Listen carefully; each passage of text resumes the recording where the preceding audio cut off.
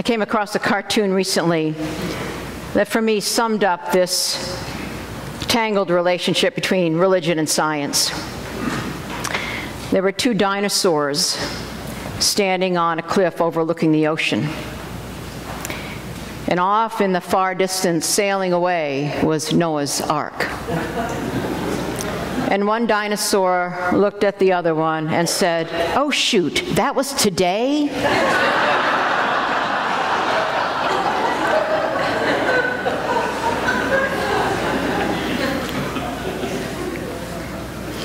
Human beings have always asked the question, who are we? Why are we here? Where do we come from? Where are we going? Because we are meaning seekers. Now, while I believe that animals think, reason, they have a range of emotions and modes of intelligence far superior to ours, when my dog Sheba looks up at me with her big brown eyes, and I don't want to underestimate her because she's a marvelous being, but I doubt that she is reflecting on the why of why she chases squirrels and what that means for her life. Or how is it that some canines chase squirrels and others don't? Because humans are meaning seekers. Every culture in history has told stories in response to the questions of who are we and where do we come from and why are we here? And cosmology is not just about the how, but about the why, about purpose and meaning. Science and religion went their separate ways in the 17th century, and ever since they've had a very dysfunctional relationship. When religion tried to dominate science, it had disastrous results, as Tony talked about, famously illustrated in the trial of Galileo. And when science attempts to dominate or ultimately discredit religion, you have kind of this virulent new atheism that in its own way, like the Inquisition, has no room for diversity of views or opinions. Are you with me so far? See, I believe that the vector that has rendered science and religion at war stems from biblical literalism, a foundational doctrine of fundamentalism and some evangelicalisms. That biblical literalism, which is a closed system. But we know in this place to believe in God, to embrace a life of faith, does not render one intellectually bankrupt. In fact, the pursuit of knowledge has a rich history in the Christian tradition. I come from the East Coast, and in the East Coast, many of the colleges and universities there were started by religious institutions. In addition, there are numerous places in our sacred texts that encourage the inquisitive mind and that sanctify a thirst for knowledge, all kinds of knowledge. In the Jewish tradition, they bless scientists. We could learn from that. Why? Because religion and science are two essential perspectives. Albert Einstein said it like said it like this: science without religion is lame. Religion without science is blind. Many things about life cannot be explained by religion, for sure. But not everything about life can be explained by science. And to claim either is a disservice to both. To try and make the Bible scientifically factual is to render it obsolete and useless for contemporary readers. The Bible's full of contradictions. Have you noticed? The last time you were poring over it?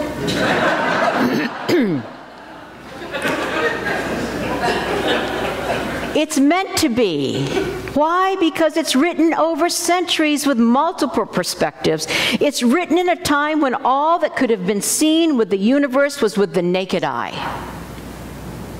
Are you with me? It was written before telescopes and before microscopes.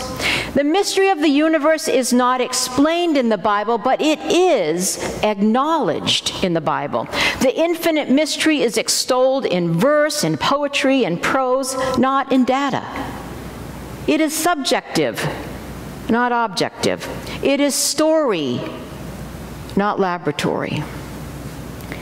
Rabbi Sachs, in his book, The Great Partnership, says it this way: when you treat things as if they are people, the result is myth. Light from the sun god, rain from the sky god, natural disasters from the clash of deities, and so on. Science was born when people stopped telling stories about nature and instead observed it. And he goes on to say, when you treat people as if they were things, the result is dehumanization. People are categorized by color and class, creed, abilities, and are treated differently as a result. And one of the most difficult tasks of any civilization, or of any individual life, for that matter, is to keep the two separate, but integrated and in balance. And that is harder than it sounds. But I believe that one of the hallmarks, one of the gifts of progressive Christianity is the integration of science and knowledge with our faith. Would you agree with that? So in the beginning, we've heard two great stories of it, have we not? I started watching the series Cosmos, put out by National Geographic, and if you haven't watched it, it's definitely worth a watch. And in the first segment, they chart out a big cosmic calendar, a 12-month calendar, each month, week, and day representing eons of time. All right? According to this cosmic calendar, all of recorded history is represented not just on the last day, December 31st, but in the last seconds of the last hour of the last day. Mind-blowing, right? And in all of recorded history, the scientific method is so young. Just been the last few hundred years. New discoveries trying to be integrated into millennia of genetic memory and consciousness. Think of it this way, if my math is right. It has only been about 66 years since the Big Bang theory was postulated. Of course, modified along the way. It has been less than 20 years that we have been able to date that Big Bang as occurring 13.7 billion years ago. Only 12 years ago did scientists determine that about 25% of the universe is what is called dark matter. Dark energy is the force causing the universe to expand, and even the notion of an expanding universe is relatively new, is it not? And just 3 days ago, a team of scientists announced that they had heard and recorded the sound of two black holes colliding 1 billion light years away, a fleeting chirp that fulfilled the last prediction of Einstein's general theory of relativity. You can even click and listen to it on the internet.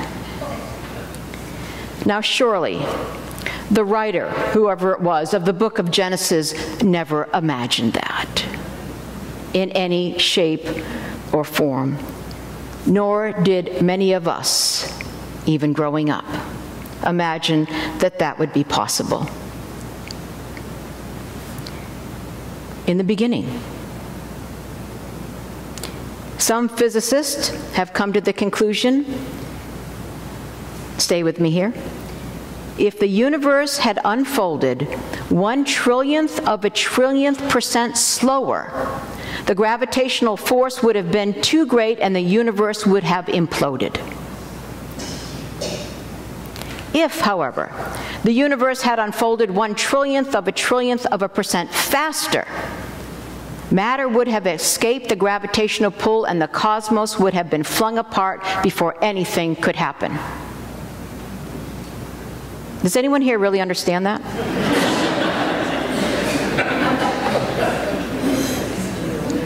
I don't really get it, but here's what I know. It shows a great intentionality toward life. Can we all agree on that? A great intentionality toward life. What a beginning. What a miracle that we are here, both as a species and as persons. Our true moment of birth cannot be measured decades ago. We are 13.7 billion years old. No wonder I'm tired. We carry within us that very energy that fashioned the stars, the evolution of the elements, the fire that flared forth into life. The universe is within us, and we can no longer think of the universe as out there or as God as out there. It's no news to any of us that our understanding of the universe and of the beginning of time has been radically altered, and with that, we must accept the challenge to rethink and reshape our relationship to the divine. It needs to be in alignment and resonant with these new discoveries. How can we any longer imagine a God only interested in human beings? A new paradigm includes all of creation with an intentionality toward life. We are enveloped in this great mystery, inextricably connected and linked to all that is. And this very notion of God, of all that is, my friends, may be the only thing at the end of the day that saves our planet.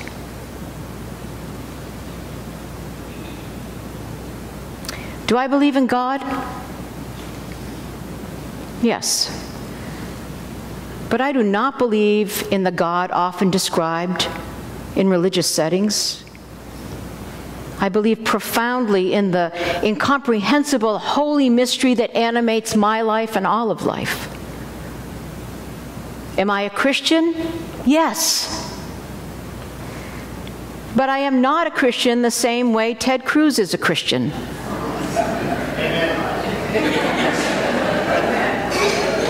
Did I say that out loud? Oh.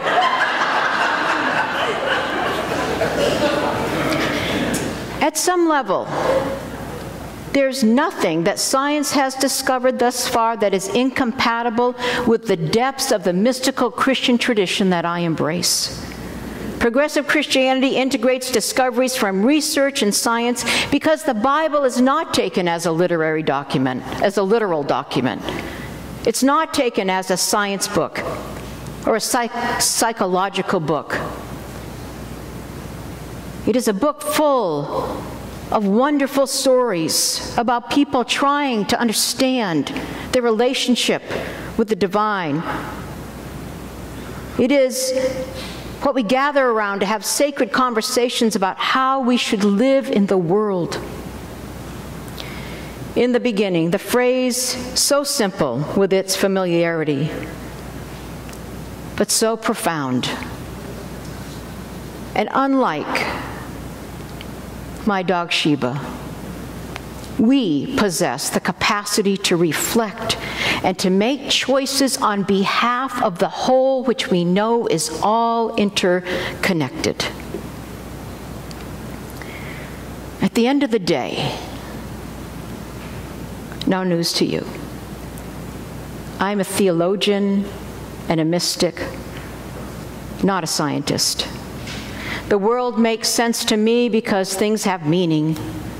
There's plenty of scientists in this congregation. Engineers, physicists, mathematicians, coders, doctors, educators, nurses.